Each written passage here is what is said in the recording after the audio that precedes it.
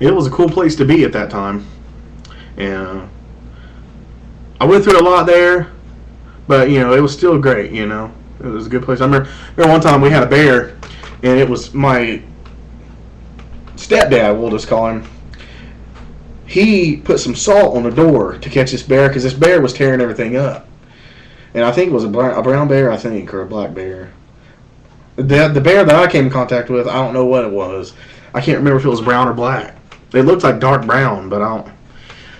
But anyway, this bear was licking on the door, and I woke up and to get a glass of water, and we would bring water in at nighttime and put it in a pitcher so we'd have it in the house to drink, and or else I'd have to go outside and get it, and I would have been mauled.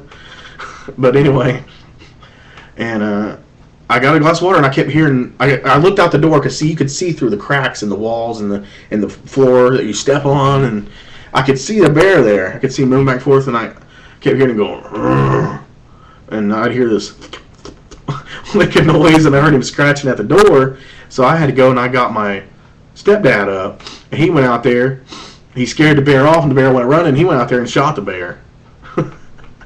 That's how we had bear meat. We had bear meat, and he sold the bear's coat and got some money for it. And I don't know if that's legal or not, but we a lot of the times I don't know if it was a lot of the times or not, but didn't really have. We didn't hardly have anything. We were sort of poor, but we lived off of the land basically. And so that bear meat was really good. Yeah, bear meat, rabbit, squirrel, groundhog, pheasant. I'd say rattlesnake, good. Fish,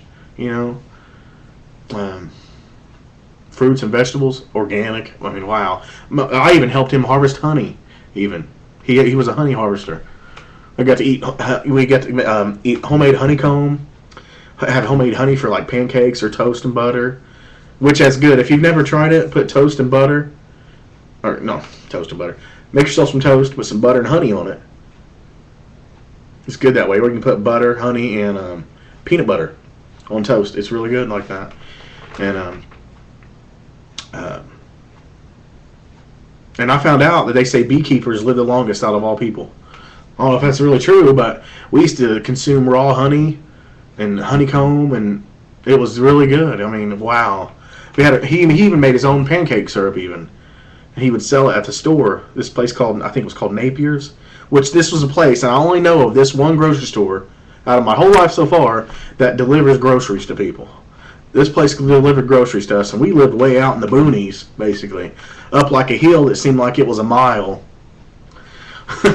But he sold some of his honey there that he made. He made like a pancake syrup out of it, and then pancake syrup. I don't know if it was pancake syrup now. Yeah, like the honey in the bear jars. He got some bear jars and he'd fill them up with honey, or organic raw honey, and he would sell them there. But I remember us getting pancake syrup from somebody, like maple syrup. I can't remember where we got that. Because I think maple syrup comes from a certain type of tree, don't it? A maple tree. Yeah, but that was good too, though. But I like the honey the best. I mean, and what else? We had somebody come on our property one time trying to steal things from us. And my stepdad went out there with the gun, and that was the day he taught me how to shoot a bolt-action rifle. It was a pretty cool gun. But he took his bolt-action rifle out there, and had to talk to that guy. And that guy left. He didn't have to do nothing. But he was out there. He was going through things. He was ransacking stuff, looking through things, trying to find some things. Because my stepdad, he had a lot of stuff outside, sitting outside there. And what he did is he used things. He tried to use everything he could and make it last as long as he could. Basically like the old way, the old world style recycling. Like you try to make something last. Like if you have a TV and your TV blows, what you could do is use the glass part of the TV. You can make a fish tank out of it or something possibly. I don't know. Or you could like take the glass part out and put movies inside of it, because it is a TV after all. Use it as a place to store your movies. Just silly little ideas like that. He would use things and reuse. He would take something he buys or he makes, and he would reuse it as long as he could. And see what else.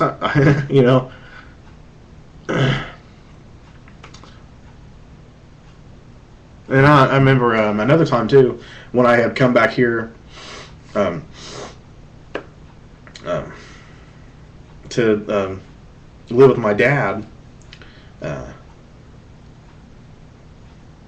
I ended up being good at stealing things when I was a kid because I was so afraid of my dad. I never asked him for anything. I was too afraid of him. So if I wanted money, I'd just steal it from you. I'd bump into people and take their wallets. I'd bump into the women and take the purses. You know, if I see a purse laying on the table, I'd steal it. That's because I was too afraid to ask for anything. I remember one time stealing money out of the lunch cash register at the in the lunchroom because the woman left it open and she went back in the cafeteria to get something and I stole money out of it.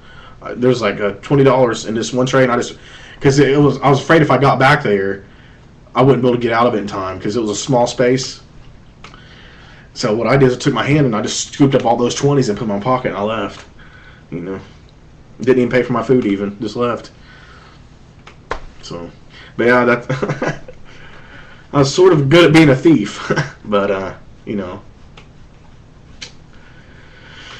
I got in some fights in school, some of them, but mainly I just wanted to be left alone. People always wanted to fight me. All I want to do is be left alone. It's almost like today, even it's like people want to cause trouble. I think people cause trouble today to connect with you. It's like that's their only way they know to connect, to start drama, to act like life's a TV show, because everybody's been influenced by TV for I don't know how long, and no one really knows what life would be like if we didn't have TV. But see, I don't watch TV anymore because I couldn't afford it. And before then, I started watching less and less and less TV, and I started watching more and more and more educational programs when I did watch. And it's almost like my intelligence increased by that even. And I did watch movies and some TV shows online, but because they're not so loaded down with commercials and because there's so much other stuff you can do on the internet, you're not going to spend so much time watching TV. Most of my time I watch, if I'm online, I'll read, I'll do research, and I'll watch documentaries. And,